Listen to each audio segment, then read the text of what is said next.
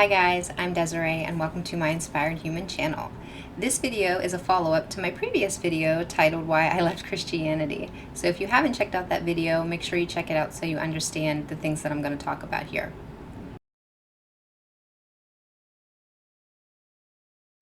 So if you watched that video and you're thinking, Desiree, you said that God is in like all religions and you believe that there's some truth in all religions, why wouldn't you just stay with a religion?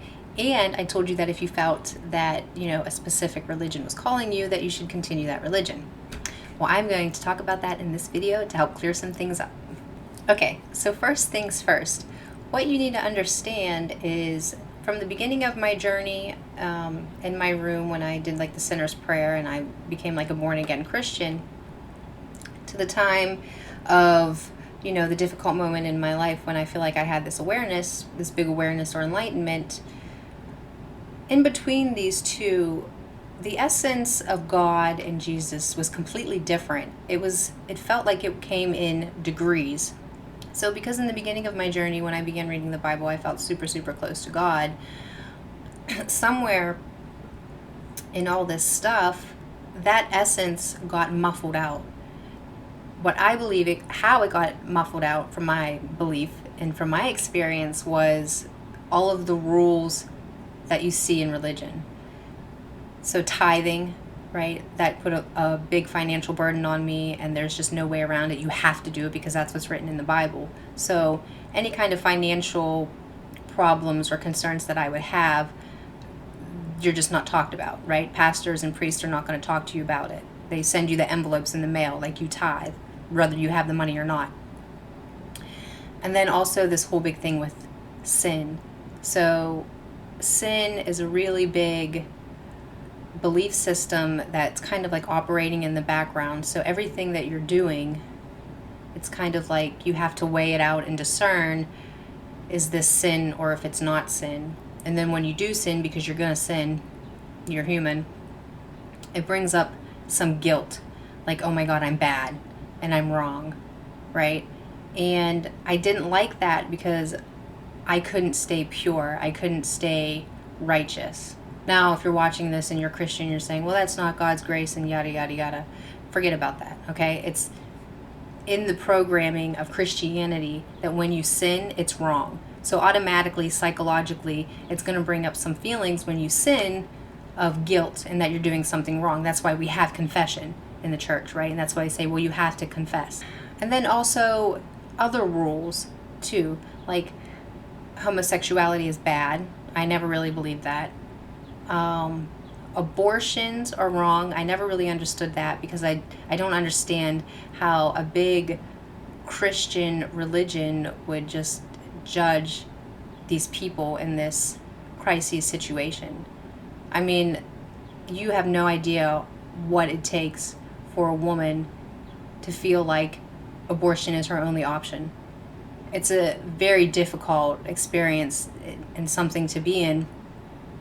And I don't think that you should pass on that judgment. And going to church, like you always had to go to church on Sundays, then you had to be active in the church and you had to volunteer, right? You had to have this image of what a Christian was. And I had to play that role in society.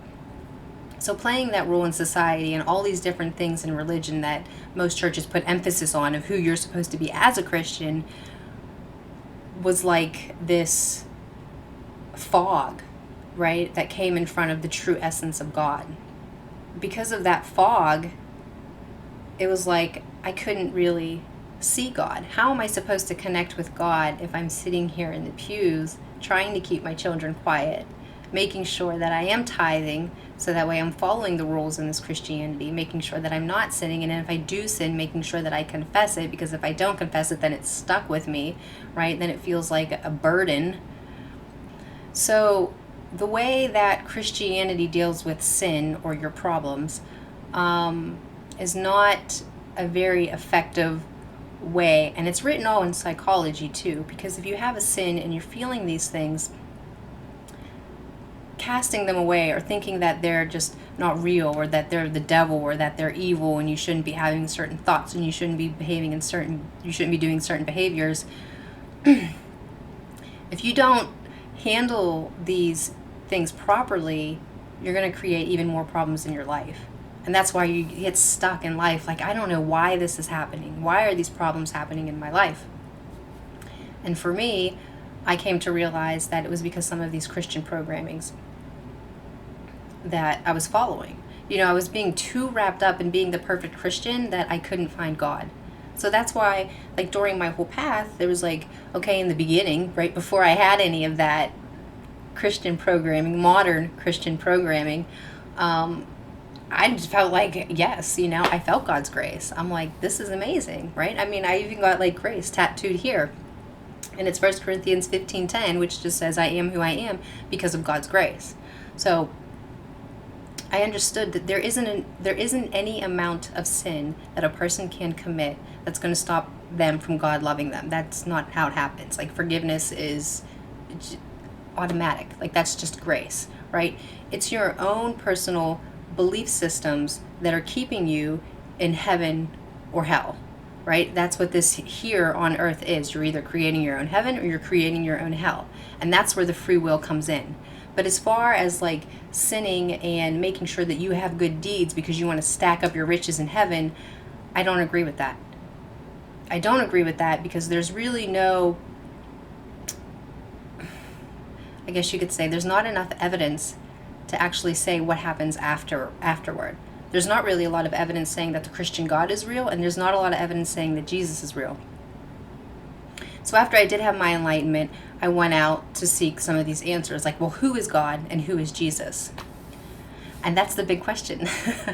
I don't know. I don't know who God is. I don't even know who Jesus is. Now, I can give you a lot of different stories and versions of Jesus, and I can tell you that if you go on YouTube and you type in channel Jesus, you'll see people that actually channel the essence of Jesus. And there's a lot of inconsistencies and incongruencies in these stories of who Jesus was. Even texts that were written around the same time of Jesus depict Jesus as something different. So trying to be the good Christian in order to strengthen my relationship with Jesus and God really became, an important thing for me, because that's what you want when you're Christian, right? And you want to make sure that you enter into heaven. And in Christianity, it is that, God is keeping account. He's keeping score. And any of your unrepented sins can go against you, and then you can burn in hell. Now, this was very, very scary for me because prior to becoming Christian, I had suffered a lot of nightmares, a lot of demonic nightmares, a lot of like monsters and that type of stuff. And psychologically, that can be explained from early childhood trauma. And, I'm not saying that that was something that was supernatural, but it was something that kind of like intrigued me, right? Because in Christianity, you have all of this light, but you also have some of this dark. Who is the devil, right? Who is it really an entity? Does hell even exist? Because if hell exists, what is hell? Because upon death, if you don't enter heaven, your soul just kind of burns up. This is what Christianity believes. So then wouldn't that cancel out having hell altogether? It just really didn't make sense. It doesn't make sense to me that there would be a physical world beyond a physical world. Why not have it here? You see, there's all this separation and things that I didn't understand. And in Christianity, it wasn't okay to seek elsewhere for answers, right? Like, what's written in the Bible is what's written in the Bible. Don't you add any books? Don't you take away any books? Don't do, anything with it. And you see this feud between Protestants and Catholics because their Bibles are different. One has the Apocrypha, which is the Catholics, and then there's books were taken out for like the Protestant. And that leaves a lot of ambiguity regarding, saints, talking to angels, prayer, archangels, and how they, interact with everyday human life. So it already wasn't like looked on okay that I was seeking elsewhere for answers. And this really made me feel like it was like I was doing something bad. It was bad for me to have all of these questions outside of what I was being taught. And, those questions were just, obviously, they were too strong within me that I had to go out and seek them on my own. So I did that.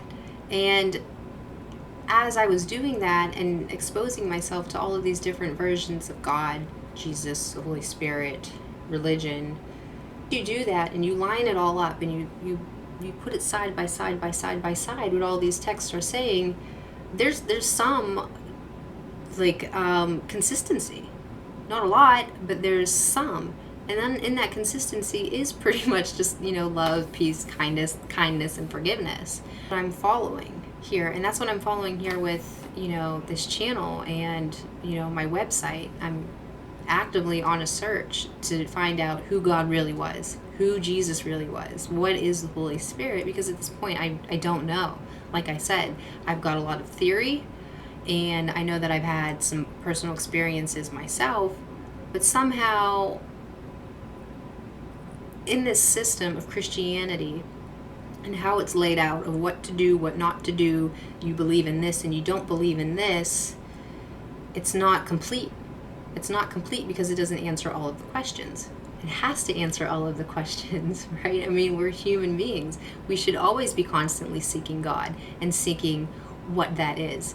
And the beauty of it, I believe, is that it's something that's internal. So nobody can actually really tell you who God is or who Jesus was. It's something that you have to experience yourself. And since I know that I've already experienced that, and that whenever I follow these certain rules and follow the crowd of Christianity, I kind of lose this stronger essence that, of God. And that's like the best thing that I have right now, is that, surrender to all possibilities, even the possibility that you could be wrong. And I could be wrong. And that's why I'm here saying I don't know. All I know is my own personal experience. And I only know what I felt. And I only know, the texts that I expose myself to, the books that I've read, and the religions that I researched. And in doing so, the consistency, is love and peace. But how we obtain that is different, and I don't really understand why it has to be, because that's not who God is. That's not the essence. And once you feel that forgiveness and that love, you realize sin doesn't belong here. There's no sin, right? There's no room for this. So my conclusion and what I'm thinking is that what sin is, it must have got lost in the translations with the Bibles, or it was something that was made up. Or it's something that got mistranslated because sin can be equal to ego. And from now, what I'm researching in the metaphysical community is that these two can be synonymous. And psychology can actually explain this in some of these programs in your mind. So whenever Jesus is talking about sin, I believe that he's talking about the ego. So it could be a really good explanation that whenever Jesus is talking about sin, he's talking about ego. And what you see if you decide to come out of Christianity and you enter into this metaphysical world, and the metaphysical world is, the mystics and the gurus and the tarot readers, the psychics, and that type of thing. But on this path of enlightenment, there's something called an ego death, as it's popularly known now. And it's just transcending the ego. But before you can do this, you're first going to have to understand and define what the ego is. And the ego is pretty much everything with your identity. So that's what I'm doing on this path to enlightenment, is trying to transcend my ego and transcend my identity. And what this means is getting rid of all labels that I put on myself, even as a mother, as a daughter, as a Christian, as a business owner, as, somebody that likes to make YouTube videos, or somebody that has a website, all of these things, caring about how you look, caring about everything outside of yourself. All of these things are tied into the ego. And it's really difficult because during this ego death, you have to face your own death. And then once you go through this process and you face your own death and you transcend the ego, that's whenever you have this really big enlightenment. And from my understanding from this big enlightenment is when you kind of realize that you feel a stronger connection to the essence of God and who you really are. And from what I'm researching now, is that it's very well possible to transcend so much of the things that are going on in this physical world that you come to the conclusion and the realization that you are God. So that's the highest level teaching that I'm currently exposed to right now. And I don't think it can go any higher than that if you have the realization that you are God. But that comes with a lot of meditation, a lot of, self-inquiry. It requires a lot of shadow work, and I'm going to talk more about shadow work and, how to deal with these really negative emotions, suicidal emotions, depression emotions. But it requires a lot of inner work, because you have to deprogram everything, right? Everything from how we label simple items to how we label ourselves. So that's it. I know that was a mouthful, and I really hope that in this video I kind of cleared up some confusion as to why I'm choosing not to stay in religious programming or follow any other religious programming. And specifically, it's just because of the different rules and, man-made belief systems found in there, saying that you have to do this and you have to do that. Because if you believe in God's grace and you believe that God is a graceful God and an all-forgiving and all-loving God, then it really doesn't matter what you do and what you don't do. What matters, though, is the quality of your life and what you are doing and what you are believing that's creating these problems, right? God's going to love you regardless, but the problems in your life are your problems. I'm going to tell you that. That's what my channel is about, is to help you discover that and transcend. So that's what I'm trying to do with my YouTube videos and my website, is to just help you understand and realize that you're creating your own heaven and hell here on earth. I don't believe that there are actual places outside of it, specifically because there's just really not a lot of evidence. And the evidence that does support what the afterlife really is that, it's heaven, regardless of, how bad a sinner you really are. So that's just something that I'm going to have to research more before I can do like a really full video. Yeah, so you can just stay tuned for that. If you have any other questions or comments, or if you think maybe I left something out, please comment down below. Don't be shy. Don't be scared. I'm pretty open-minded. I know that Christianity is very important to some people, and I totally respect it. I respect anybody of any religion, so, don't be shy. And hopefully we can have a healthy adult conversation about this. So anyway, that's it for now in this video. So until next time, guys.